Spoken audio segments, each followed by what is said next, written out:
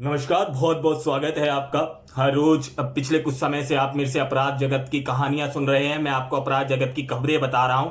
मगर आज कुछ भाइयों ने बोला कि नीरज भवाना और लॉरेंस बिश्नोई के बीच बड़ा गैंगस्टर कौन है और इनके गुरु कौन है, इस तरह की कोई खबर आपको बताऊं। लिहाजा ये स्टोरी अगर गहराई में जाए तो एक बहुत लंबी हो जाएगी, क्योंकि आपराधिक जो हिस्ट्री है वो दोनों की एक बहुत लंबी चौड़ी है। मगर हाँ, ऊपरी सतह से मैं थोड़ी सी बताने की कोशिश करता हूं। अपने जितना भी सोशल मीडिया पर मौजूद है या कुछ जो लोगों से बात हुई है पुराने, उसके तर्ज पर बताएं तो लॉरेंस और नीरज भवाना ये दोनों ही अपराध जगत के बहुत बड़े नाम हैं। अगर उत्तरी की राज्यों की बात की जाए, यूपी, हरियाणा, पंजाब, उसके बाद बिहार की बात करी जाए, तो ये बड़े गैंगस्टर हैं। वहाँ के जो क्राइम से जुड़े लोग हैं अमूमन तौर से इन्हें जानते हैं। और ये अभी भी दोनों जेल में बंद हैं, मगर जेल में बंद होने के बाद भी ये आज भी जेल से कमांड देते हैं और इनके नाम पर कई लोगों से फिरौतियाँ मांगी जाती हैं और जो भी अपराध जगत से जुड़े लोग हैं इनके नाम का इस्तेमाल भी करते हैं। खैर, इन दोनों की तुलना करें तो इन दोनों से बड़ी, लिहाजा मेरे हिसाब से देखा जाए तो पुलिस है और भारत का कानून है। मगर मोटा मोटा एक बार देखा जाए तो दोनों ही पुलिस की गिरफ्त से बाहर हो चुके, मतलब भाग चुके हैं एक एक बार। इसके साथ ही पहले हम नीरज भवाना की बात करते हैं। नीरज भवाना ने जब अपराध जगत में कदम रखा तो उसने छोटे मोटे अपराध करने शुरू करे। इसके बाद ही जब वो छोटे मोटे अपराध कर कर तिहाड़ जेल पहुंचा तो तिहाड़ जेल में बंद फजल उर रहमान से उसकी मुलाकात हुई। फजल उर रहमान की कहानी फिर कभी किसी दिन अगर आपको जाननी होगी तो विस्तार से बताएंगे। मगर मोटा मोटा ये समझिए कि फजल उर रहमान वो शख्स है जिसने दाऊद के एक रिश्तेदार को ही किडनैप किया था। इसके बाद दाऊद से ही उसने उसकी फिरौती मांगी थी। इसके बाद समय बीता और उसने बीते समय में दाऊद की ही गैंग ज्वाइन कर ली थी। मगर वो उस समय का एक बड़ा गैंगस्टर हुआ करता था, बड़ा बदमाश हुआ करता था। नीरज भवानिया उसके संपर्क में आया। उसके बाद जैसे ही नीरज उसके संपर्क में आया तो नीरज ने एक बड़ी तेजी से अपराध जगत की दुनिया में अपने पैर पसार लिए। इसके बाद कई नीरज भवानिया के नाम पे मामले दर्ज हुए। उसमें चाहे कह लीजिए आप जमीन पे कब्जा करने की बात हो या फिर किसी हत्या के प्रयास की बात हो, हत्या की बात हो, उसके बाद फिरौती मांगने की बात हो, और मतलब दुनिया भर के काम इन्होंने बड़ी तेजी से चालू कर लिए और हर काम को करने के लिए इन्होंने अपने आप को सामर्थ्य माना।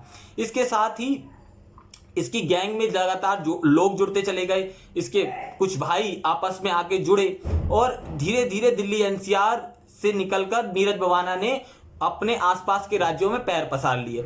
इसके साथ ही अब इसके विपरीत लॉरेंस बिश्नोई की बात करें तो लॉरेंस बिश्नोई ने भी बड़े छोटे छोटे चीज़ों से अपने अपराध जगत के कर्मों की शुरुआत करी। उसने धीरे धीरे अपने पैर पसारे। उसके बाद जब वो छोटी छोटी घटनाओं को अंजाम दे रहा था तो उसने कुछ लोगों को इकट्ठा किया, जिसके बाद उसने एक गैंग बनाया। गैंग बनाने के बाद उसने बहुत सारी वारदातों को अंजाम देना शुरू करा। उसके बाद उसकी मुलाकात हुई सुक्खा कालोन से। सुक्खा कालोन से जब मुलाकात हुई तो उसके बाद सुक्खा कालोन के बारे में अगर थोड़ा सा बता पाएं तो सुक्खा कालोन पंजाब का एक बहुत बड़ा शूटर था जिसने पुलिस की नाक में दम कर रखा था। मगर जिस तरह से उसका एक समय पर सिक्का चलता था उसी तरह से उसका अंत भी हुआ। उसके विरोधी गैंग ने उसे जब कोर्ट से पेशी से वापस लाया जा रहा था तो पुलिस की गाड़ी रोककर उसकी हत्या की थी। वो हत्या इतनी खौफनाक तरीके से की गई थी कि पूरा पंजाब समेत पूरा देश दहल गया था। लिहाजा उसे जान से मारकर उसकी लाश जब सड़क पे पड़ी थी तो विरोधी गैंग ने, जिन लोगों ने उसे हत्या करी थी उसकी, उन लोगों ने उसके बराबर में खड़े होकर भांगड़ा किया था। तो ये देखिए, ये अपराधियों का भविष्य होता है। तो उसके बाद ये खबर बड़ी तेजी के साथ फैली थी, मगर जिन लोगों ने उसको मारा था उन लोगों की भी हत्या हो गई। पुलिस ने उसके बाद में एनकाउंटर कर दिया। अब बात आती है कि मैंने जिस तरह से बताया कि एक एक बार दोनों कैद से फरार हो चुके हैं पुलिस की, मगर अब भी ये दोनों जेल से एक बड़ा नेटवर्क चला रहे हैं। पुलिस की माने तो अभी नीरज भवानिया के कितने गुर्गे बाहर घूम रहे हैं, वो गैंग कितना बड़ा है, अभी तक इसका कोई रेशो नहीं है। वो मतलब 100 भी हो सकते हैं, उसके बाद 500 भी हो सकते हैं, 1000 भी हो सकते हैं, 1500 भी हो सकते हैं।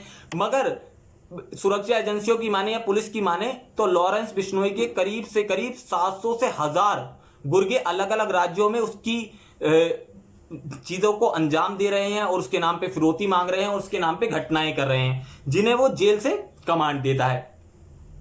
अब की बात अभी तक, क्योंकि नीरज भवानिया जेल में, तिहाड़ जेल में बंद है, ये दोनों अलग अलग जेल में बंद है। नीरज भवानिया दिल्ली की तिहाड़ जेल में बंद है और दूसरी बात करी जाए लॉरेंस बिश्नोई की, वो भटिंडा की सेंट्रल जेल में बंद है। मगर अभी पिछले आरोपों के चलते वो गुजरात है, गुजरात पुलिस उसे लेकर गई है। मगर जो लॉरेंस बिश्नोई जिस तरह से सुर्खियों में आया, वो सबसे पहले आया सलमान खान की वजह से। सलमान खान को उसने एक ओपन चैलेंज दिया और जान से मारने की धमकी दी, जिसके बाद वो सब न्यूज चैनल्स की हेडलाइंस बना।